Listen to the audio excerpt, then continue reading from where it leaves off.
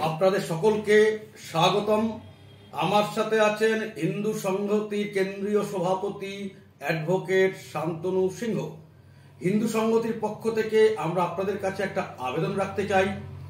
জানুয়ারি মাসে সবাই জানেন মকর সংক্রান্তি। মকর সংক্রান্তি বলতে গঙ্গাসাগর মেলা, কপিল মুনির আশ্রমের দৃশ্য ফুটে ওঠে। মকর সংক্রান্তি মানে উত্তরায়ণ শুরু, যখন পিতামহ ভীষ্ম তার স্বেচ্ছা মৃত্যু বরণ করেছিলেন।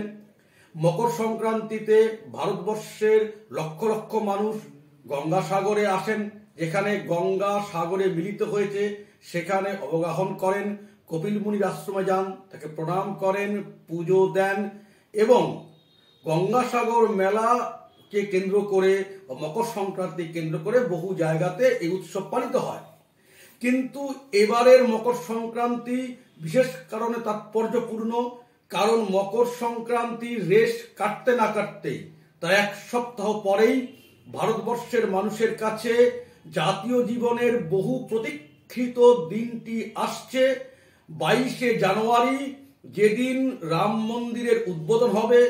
সুরম্য সুশোভিত রাম মন্দির উদ্বোধন করবেন ভারতবর্ষের প্রধানমন্ত্রী নরেন্দ্র দামোদর দাস মোদী। এক অর্থে 500 বছরের পরাধীনতা, আত্মগ্লানির যে জ্বালা, সেই জ্বালা থেকে মুক্তি পাওয়া। বিদেশি আক্রমণকারী, বিধর্মী আক্রমণকারী মন্দিরকে নষ্ট করে মসজিদ করার প্রচেষ্টা করেছিল। 500 বছর ধরে এই জ্বালা হিন্দুরা বহন করেছে। অবশেষে ভারতবর্ষে হিন্দুদের জন্য অত্যন্ত বিজয়ের সময় আগত প্রায়।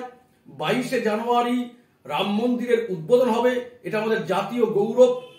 এই প্রসঙ্গে হিন্দু সংহতির পক্ষ থেকে আমরা আপনাদের কাছে আবেদন রাখতে চাই, সেই দিন নিজের বাড়িতে প্রদীপ প্রজ্বলন করে কিংবা সামনে কোনো মন্দির থাকলে, বাড়ির নিকটে মন্দির থাকলে সেখানে পুজো দিয়ে প্রদীপ প্রজ্বলন করে এই ঘটনার সাথে সুদূর অযোধ্যার সাথে এখানে বসে বহু দূর থেকেও নিজেরা মানসিক এবং সাংস্কৃতিকভাবে ওই ঘটনার সঙ্গে যুক্ত হওয়া।